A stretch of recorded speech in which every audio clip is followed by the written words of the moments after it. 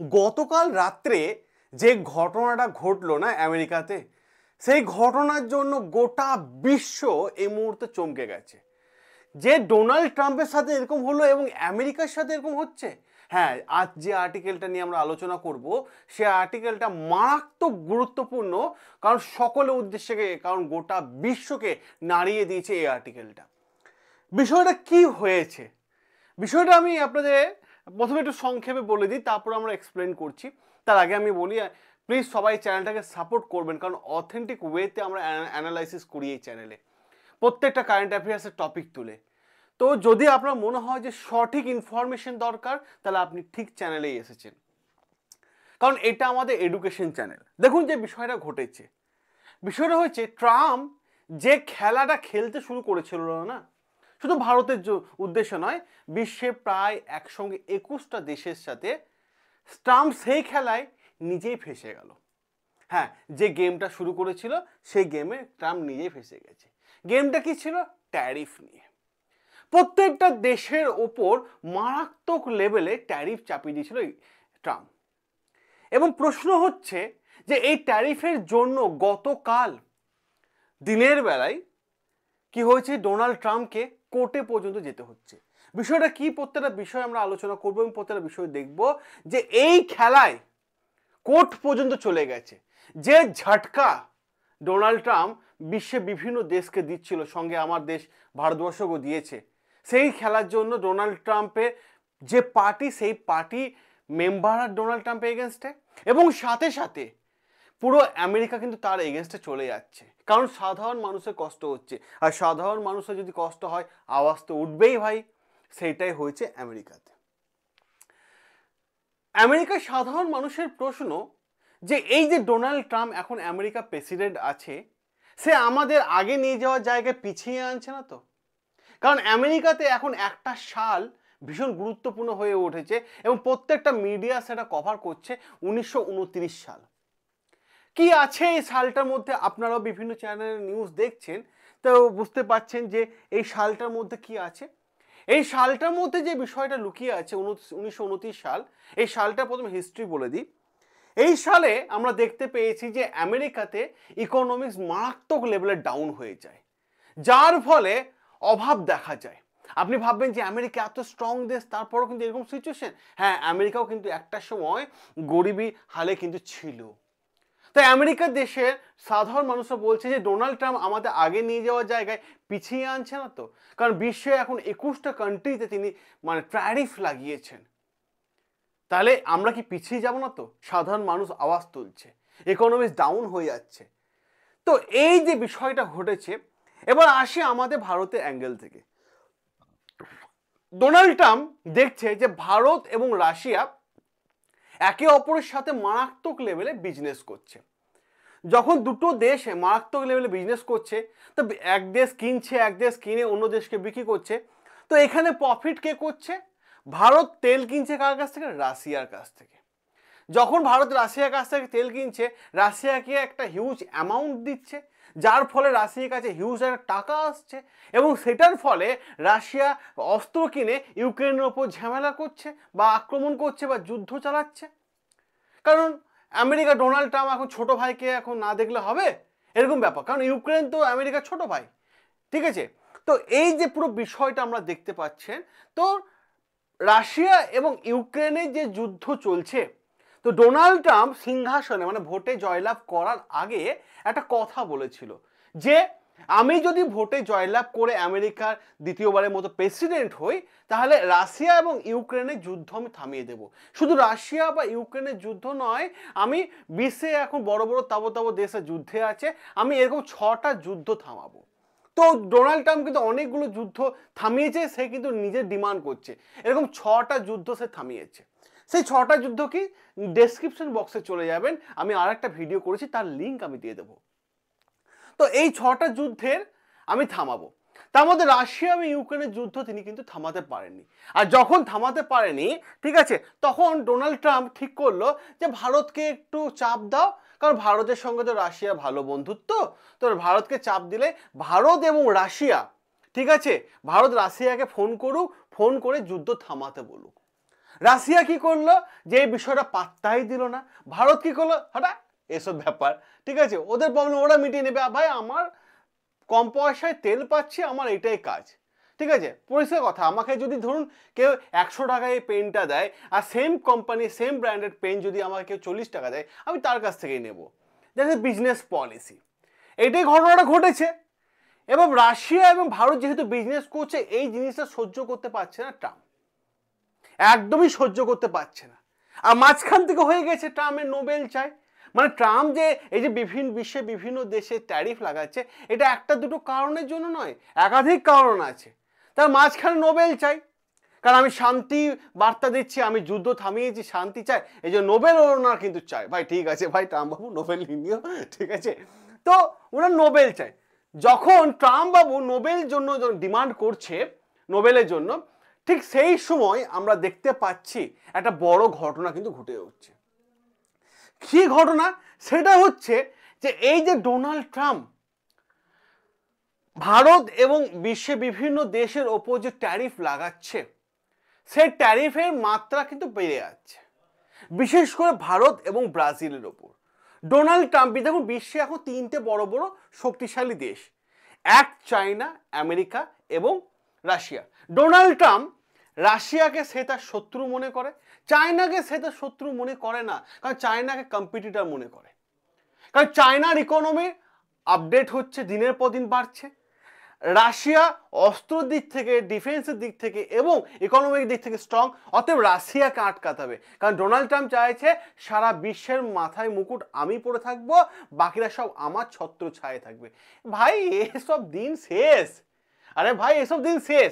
এটা 2020 সাল না, এটা 2025 সাল। আর এই ট্যারিফ লাগানোর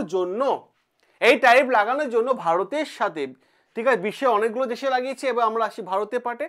ভারতের সাথে আমেরিকা কিন্তু একটা দূরত্ব কিন্তু বেড়ে যাচ্ছে, কারণ ভারতের যে ইকোনমি ডেভেলপ হচ্ছে, এই বিষয়টা ডোনাল্ড ট্রাম্প সহ্য করতে পারছে না। বিষয়টা কি? ভারত কি করছে, ক্রুড অয়েল নিয়ে আসছে রাশিয়ার কাছ থেকে, ক্রুড অয়েল নিয়ে আসছে, কাঁচা তেল আনছে, এবং সেই তেলটা পিউরিফাই করে ডিজেল, পেট্রোল, অকটেনে পরিণত করছে, এবং সেই তেলটা বিশ্বের বিভিন্ন দেশে বিক্রি করছে। এটা একটা গেল জিনিস। শুধু তেলের বিভিন্ন সরঞ্জামও, জিনিসপত্র, তেল যে সমস্ত জিনিসপত্র চলে, সেই সমস্ত জিনিসপত্র কিন্তু বিভিন্ন দেশে সাপ্লাই করছে। আমেরিকা প্রশ্ন হচ্ছে যে এই যে ভারত মানে এখান থেকে তেল নিয়ে গিয়ে রাশিয়া থেকে কম পয়সা তেল নিয়ে গিয়ে আমাদের বিক্রি করছে, যার ফলে আমাদের ডলার বেরিয়ে যাচ্ছে। কখনো ডলারকে পড়তে দিলে হবে না, ডলারকে আপে রাখতে হবে। আচ্ছা ঠিক, ওকে, তাও মেনে নিলাম, ঠিক আছে, তোমাদের এই বিষয় আমরা তাও কোনো কিচ্ছু বলছি না। এবার প্রশ্ন হচ্ছে, যখন ভারতের ওপর একটার পর একটা টুইট করেই যাচ্ছিল ডোনাল্ড ট্রাম্প, যেখানে ভারত সরকার কোনো পাত্তাই দিচ্ছিল না, এইটাতে ডোনাল্ড ট্রাম্প আরো বেশি ইগোতে লেগেছে যে কি ব্যাপার, ভারত কিছু বলছে না কেন? কারণ আমাদের দেশের প্রাইম মিনিস্টার নরেন্দ্র মোদী খেলাটা ঠিক অন্যরকম। যখন একটার পর একটা টুইট করছে, নরেন্দ্র মোদী পাত্তাই দিল না বিষয়টা, তখন নরেন্দ্র মোদী কি করলো, যে রাশিয়ার সাথে সম্পর্ক রাখতে বারণ করেছে ডোনাল্ড ট্রাম্প, ঠিক আছে, সেই রাশিয়াতে আমাদের ন্যাশনাল ডিফেন্সের অ্যাডভাইসার যে অজিত ডোভাল স্যার আছেন, সেই অজিত ডোভাল স্যারকে কি করলেন, রাশিয়া পাঠিয়ে দিলেন। এবং রাশিয়ার president Putin, clear, Abhijit Doval sir এখন ডাইরেক্ট মিট করেছেন, হ্যান্ডশেক করেছেন। কারণ পুতিন বিভিন্ন দেশের ন্যাশনাল অ্যাডভাইজাররা যায়, পুতিন কারোর সঙ্গে মিট করে না, কিন্তু অজিত ডোভাল স্যারের সাথে মিট করেছেন। এবং অজিত ডোভাল স্যার কিন্তু পুতিনকে ভারতে আসার জন্য ইনভাইটও পর্যন্ত করেছেন। তাহলে এইটা দেখে আমেরিকা চমকে গেল, আমেরিকার যারা পলিসি মেকার আছে তারা চমকে গেল, ওয়াশিংটন ডিসি এখন কাঁপছে যে এটা কি হয়ে গেল, আমরা ভারতকে চাপ দিতে গেলাম, ভারত তো অন্য খেলা খেলে দিল। আর এই সময় যে চায়নার সাথে 2020 সালের পর থেকে আমাদের রিলেশন, একটা ডিস্টেন্স মেনটেন করছিলাম, আমরা দূরত্ব বজায় রাখছিলাম চায়নার সাথে, সেই চায়না ভারতের এই নীতিকে মেনে নিয়েছে এবং ভারতে প্রশংসা করছে, যার ফলে 2020 সালের পর নরেন্দ্র মোদী কি করেছিলেন, যে বলেছিলেন যে চায়নার সাথে কোনো প্রোডাক্ট কেনা যাবে না। সেই চায়নাতে আমরা আবার যাচ্ছি, কারণ চায়না এখন আমাদের সাপোর্ট করেছে। আমাদের দেশে প্রাইম মিনিস্টার 7 বছর পর চায়না যাচ্ছে, এটাও একটা গুরুত্বপূর্ণ জায়গা, এটাও একটা গুরুত্বপূর্ণ বিষয়। এখানে ওয়াশিংটন ডিসি ঘাম ঝরছে যে এটা হলো তো হলোটা কি। তো এই ছিল পুরো পলিসি। এরপর কি বিষয়টা ঘটেছে, বিষয়টা ঘটেছে দেখুন আপনারা খুব ভালোভাবে, এই যে ফোর্ড কোম্পানি আছে না, যেটা আমেরিকার সব থেকে বড় কোম্পানি এবং অটোমোবাইলের দিক থেকে বড় কোম্পানি এবং বিশ্বে পুরো বাজার করে রেখেছে ফোর্ড কোম্পানি, এই ফোর্ড কোম্পানির ওপরও কিন্তু একটা বড় ধাক্কা ডোনাল্ড ট্রাম্প দিয়ে দিল। ডোনাল্ড ট্রাম্প বড় ধাক্কা দিয়ে দিল, ঠিক আছে, বড় ধাক্কা। কারণ ফোর্ড কোম্পানি এখন বিজনেস করবে কিনা সেটা নিয়ে এখন ভাবছে যে এই যে ট্যারিফ লেগে গেছে, আমি বিশ্বের বাজারের কাছ থেকে কি করে কাঁচা মাল কিনে নিয়ে আসবো, কারণ এও তো চায়নার কাছ থেকে মেশিনপত্র নিয়ে আসে, কি করে আনবো, এই একটা বড় বিষয়। এবং সাথে সাথে আমি আপনাদের দেখাই আমেরিকার আরো একটা গন্ডগোলের জায়গা হচ্ছে এই আসিফ মুনির, যে সেকেন্ড লাদেন মনে করে নিজেকে। আমি বলছি না, আর্টিকেল আছে, আর্টিকেল আছে, আমি আপনাদের দেখাচ্ছি।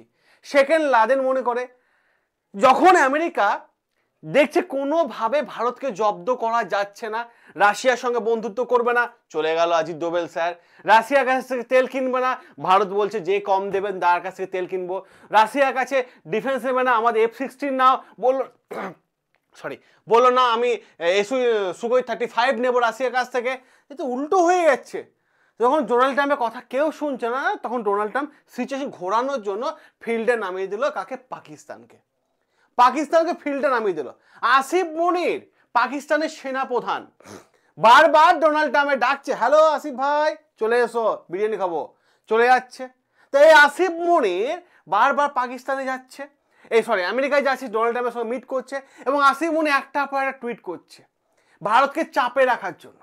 একদিক থেকে আমেরিকা দিচ্ছে এবং এর সাথে সাথে পাকিস্তানও দিচ্ছে আসিফ মুনির, কি যদি ভারত তিস্তা জল চুক্তি যে না মানে, সিন্ধু জল চুক্তি যে না মানে, ঠিক আছে, আমরা যে ড্যাম করবো সেই ড্যামে 10টা মিসাইল ফেলে দেবো, ভারতকে এই অ্যাটাক করবো ওই অ্যাটাক করবো। ভাই এরা বক বক করতেই জানে, ফিল্ড ওয়ার্ক এরা শেখেনি। ফিল্ড ওয়ার্ক ভারত করে দিয়ে দেখিয়ে দিচ্ছে অপারেশন সিন্দুর, অপারেশন সিন্দুর, এরা ফিল্ড ওয়ার্ক করতে জানে না, ভারত অপারেশন সিন্দুর করে দেখিয়ে দিয়েছে। এই হচ্ছে পুরো বিষয়টা, আসিফ মুনিরকে ফিল্ডে নামিয়ে দিয়েছে, এখন সিচুয়েশন ঘোরানোর চেষ্টা করছে। এটা গেল।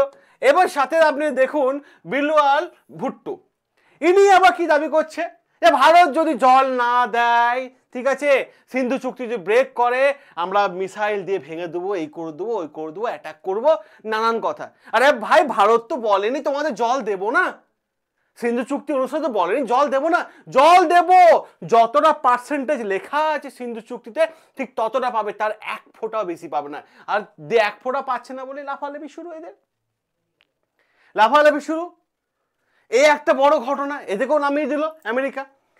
এরপর সাথে দেখুন এই যে বিষয়, মানে মানুষরা দেখতে পাচ্ছেন, ইনি আমেরিকার সব থেকে বড় বিখ্যাত একজন মানুষ, এবং বিষয় হচ্ছে এনার নাম হচ্ছে Michael Rubin.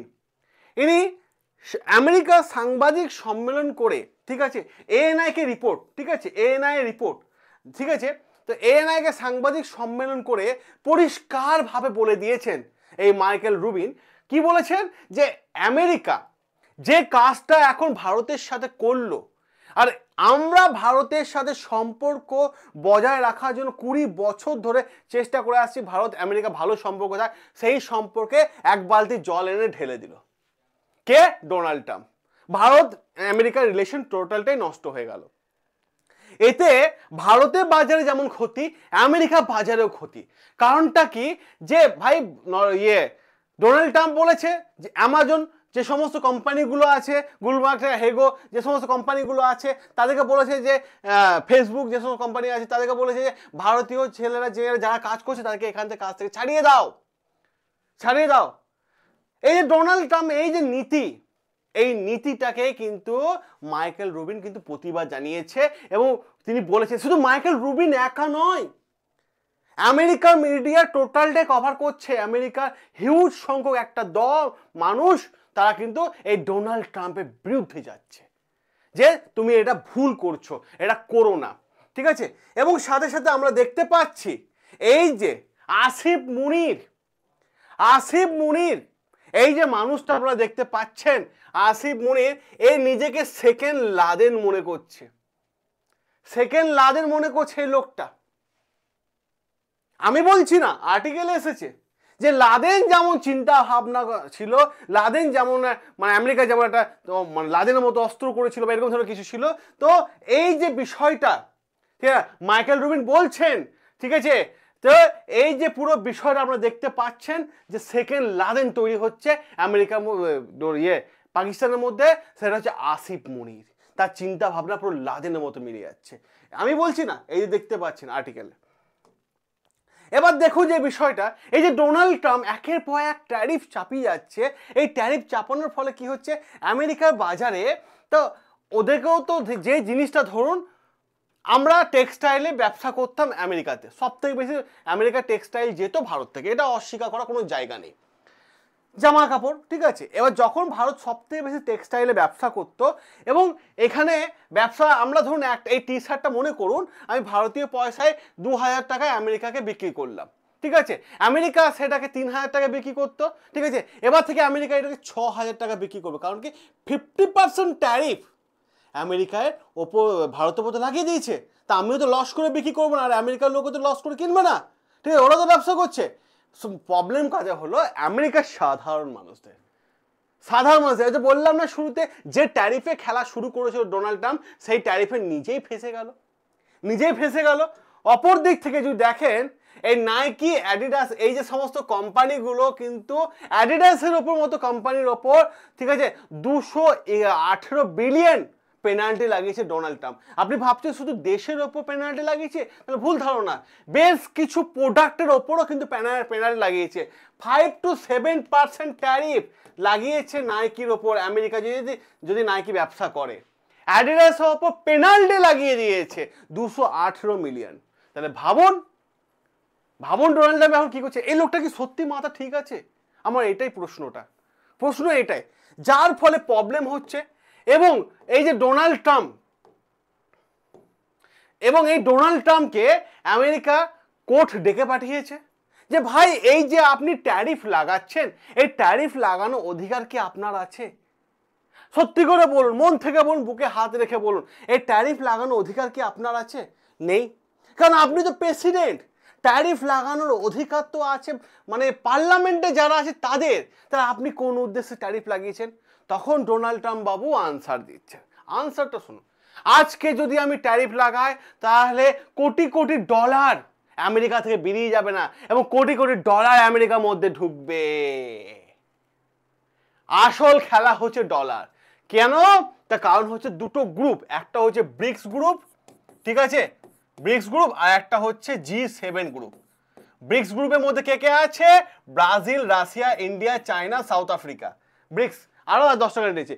G7 group America আছে। G7 এ ডেভেলপমেন্ট ডাউন হচ্ছে 1994 সাল থেকে। যদি 2025 দেখি, আমি গতকালকে একটা ভিডিও করেছি, তারও লিঙ্ক আমি ডেসক্রিপশন দিয়ে দেবো, যেখানে আমি চ্যাট আছে ওখানে, ঠিক আছে।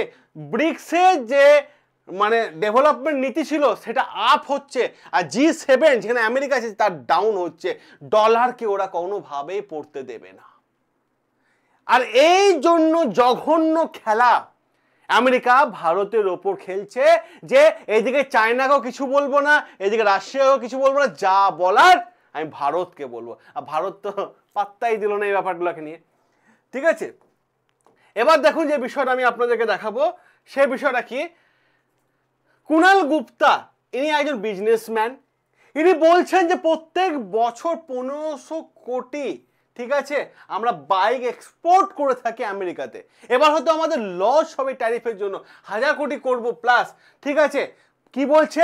We stand with Narendra Modi প্রত্যেকটা ডিসিশনের সাথে আমরা আছি।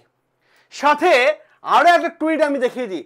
America house foreign affairs committee, যারা আমেরিকার জিও পলিটিক্স সেট করে, বিদেশ নীতি সেট করে, ঠিক আছে, তারা বলছে যে আমেরিকা যেটা করলো এই মুহূর্তে, ভারত এবং আমেরিকার যে রিলেশন দূরত্ব তৈরি হলো, যেটা আগামী 20 বছর ধরে আমাদের কমিটি ঠিক করে চলে আসার চেষ্টা করছিল, সেটাকে 2 বালতি জল এনে ঢেলে দিল। মানে প্রথমে দিয়েছিল 1 বালতি, এখন দিয়েছে 1 বালতি। কে বলছে? গার্গিমেক্স পরিষ্কার দাবি করলো ইন্ডিয়া ইউএস রিলেশন সম্পূর্ণ নষ্ট করে দিল। তাহলে ডোনাল্ড ট্রাম্প চাইছেটা কি? অ্যাকচুয়ালি সেটাই আমি বুঝতে পারছি না, ও চাইছেটা কি।